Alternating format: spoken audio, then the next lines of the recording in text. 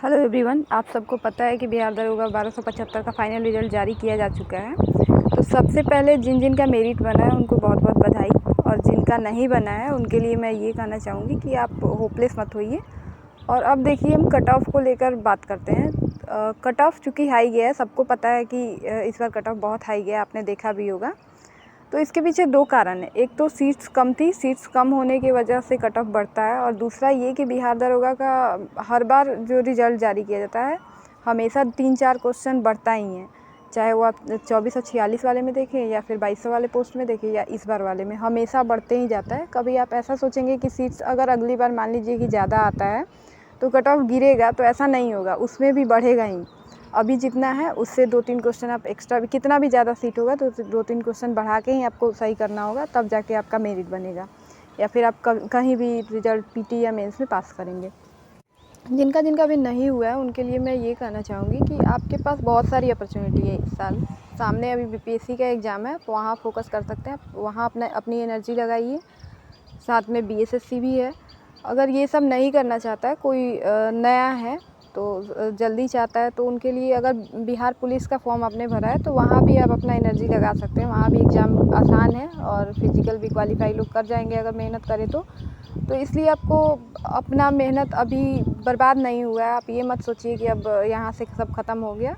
और upcoming vacancy भी जल्दी ही आएगी। बिहार दरोगा की जो नई वैकेंसी है वो भी जल्दी ही जारी की जाएगी।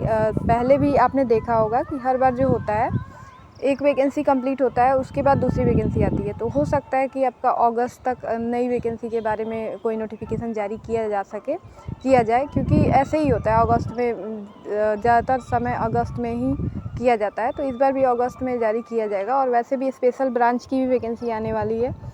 तो इस तरह से बिहार दरोगा का भी वैकेंसी बहुत सारा है और बाकी भी सब जगह वैकेंसी बहुत सारा है इस बार। तो आप वहाँ अपना पढ़ाई कंटिन्यू रखिए। मैं ये तो नहीं कहूँगी कि हाँ, आपका रिजल्ट नहीं हुआ आप तुरंत पढ़ने में बैठ जाइए। बड़ी बड़ी बातें करने से कोई फ़ायदा नहीं है, क्योंकि सबको पता है कि रिजल्ट नहीं बनता है तो बुरा सबको लगता है। आप 1-2 दिन ब्रेक लीजिए, उसके बाद आप फिर से अपना पढ़ाई रिज्यूम कीजिए।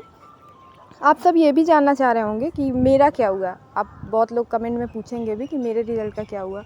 तो देखिए, मेरा रिज़ल्ट भी नहीं हुआ है इस बार, मेरिट फिर से नहीं बना, और इस बार दूसरी बार हुआ है जो मैं मेरिट में बाहर हुई हूँ। तो ठीक है, नहीं हुआ, हो सकता है। ऐसा भी है कि जिन लोगों का बना है उन्होंने मेरे से ज़्यादा मेहनत किया था तो उनका मेरिट बना है। मैं फिर अगले बार ट्राई करूँगी या कहीं और ट्राई करूँगी, हो जाएगा। मुझे पहले भी वैसे अंदाज़ा था, जब मैंने कट ऑफ का वीडियो बनाया था या फिर कट ऑफ मैंने क्वेश्चन चेक किया था, तो मुझे पता था कि मैं बाउंड्री पे हूँ, तो हो सकता है मेरा बन भी जाए या नहीं भी बने। तो इसलिए मैंने फिजिकल दिया कि बहुत ज़्यादा नहीं बढ़ेगा तो बनेगा, अगर बढ़ गया तो जितना बढ़ना चाहिए उतना बढ़ेगा, तो नहीं बनेगा तो नहीं बना है। ठीक है, इसके लिए कोई उतना ऐसा नहीं मानना है, मैं भी नहीं मानूँगी कि नहीं होगा, अगले बार होगा। और जब मैं ऐसा मान रही हूँ कि अगले बार हो जाएगा, तो आप लोग में भी जिनका जिनका नहीं हुआ है, आप तैयारी को ऐसे ही जारी रखिए और सोचिए, ये मान के चलिए कि अगले बार आपका किसी भी वैकेंसी में, आप देखिए लाखों के भीड़ में से हम लोग अगर 3700 में आते हैं, 3700 लोग फाइनल में फिज़िकल क्वालिफ़ाई किए थे, तो ऐसा नहीं है कि अपने काबिलियत पे आप शक करने लग जाए कि हाँ होगा ही नहीं, हो जाएगा कहीं ना कहीं। इस बार वैकेंसी भी कम था।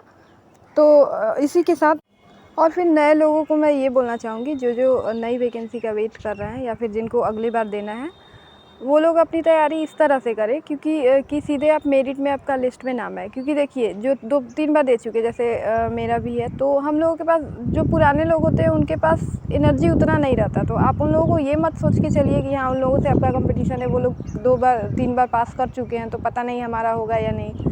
क्योंकि फ़र्स्ट अटैम्प्ट में कहीं भी आप जाएँ तो वहाँ आपका चांसेस सबसे ज़्यादा होता है। तो अगर आप अभी से उस तरह से स्ट्रेटजी बना के तैयारी कीजिएगा, आप दूसरों की गलतियों से सीखिए, दूसरों का आप वहाँ से देख सकते हैं। जैसे मेरा या मेरे जैसे और लोग भी हैं जिन लोगों का पीटी हमेशा होता है, मेंस हमेशा होता है, तो वहाँ से आप सीख सकते हैं कि कैसे यहाँ तक पहुँचना है। लेकिन हाँ, मेरिट का मैं बात नहीं करूँगी, क्योंकि मेरिट में मेरा खुद नहीं हो पा रहा है, तो आपको उसके लिए एक्स्ट्रा एफ़र्ट डालना पड़ेगा। मैं अपने एक्सपीरियंस जहाँ तक बन पाएगा मैं आपको बताऊँगी कि कैसे कैसे वहाँ तक जाना है। उसके बाद आपको एक्स्ट्रा एफ़र्ट डाल के मेरिट में पहुँचना है।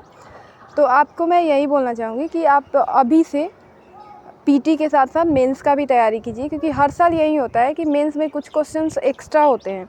जो किसी भी बुक से जनरली मतलब डायरेक्टली नहीं होते हैं, उसके लिए आपको कुछ एक्स्ट्रा मटेरियल पढ़ना पड़ता है।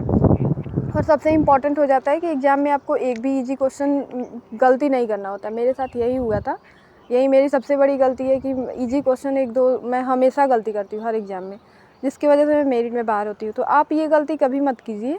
आप मेरिट में हमेशा मतलब मेंस में पीटी तो आप पास कर जाइए, पीटी में भी आपको रिस्क नहीं लेना होता है कहीं भी, क्योंकि आप पीटी नहीं पास करोगे तो आगे का क्या होगा फिर। तो मेंस में लेकिन ये स्पेशली आप ध्यान रखिएगा कि अगर अभी से आप कर रहे हैं तो जब तक वैकेंसी नहीं आती है, नोटिफिकेशन जारी नहीं किया जाता है, तब तक आप मेंस पे फोकस कीजिए, मेंस पे आप लेके चलेंगे। तो क्योंकि प्रीलिम्स के बाद मेंस के लिए बहुत ज़्यादा समय नहीं दिया जाता है, तो आप अगर अभी से मेंस कर लेते हैं तो प्रीलिम्स नोटिफिकेशन के बाद आप प्रीलिम्स करेंगे तो हो जाएगा आपका, क्योंकि बहुत ज़्यादा डिफरेंस रहता नहीं है पीटी और मेंस में, लगभग सिमिलर ही होता है। थोड़ा बहुत डिफरेंस होता है, जो एक्स्ट्रा क्वेश्चंस आते हैं या फिर कुछ मेडाइवल ये सब के क्वेश्चन होते हैं, हिस्ट्री के क्वेश्चन होते हैं जो पीटी में नहीं पूछे जाते लेकिन मेंस में पूछे जाते हैं, उन सेक्शंस पे अभी आप ज़्यादा ध्यान दीजिए और उन पे आप अगर कमांड बना लेते हैं, अपना पकड़ बना लेते हैं अच्छे से, तो फिर आपको मेंस में प्रॉब्लम नहीं होगी और आपका मेरिट आसानी से बन जाएगा। इसी के साथ मैं अभी इतना ही बोलूँगी, क्योंकि आगे फिर हम अगली वीडियो में ये डिस्कस करेंगे कि अगर हमें मैं अपना बताऊँगी कि मैं क्या करने वाली हूँ, मेरी आगे की स्ट्रेटजी क्या होगी, मैं किस चीज़ की तैयारी करूँगी, कैसे क्या करूँगी। अगर आप लोग जानना चाहें तो आप वीडियो को ज़रूर देखेंगे। इसी के साथ आज के लिए इतना ही। Thank you.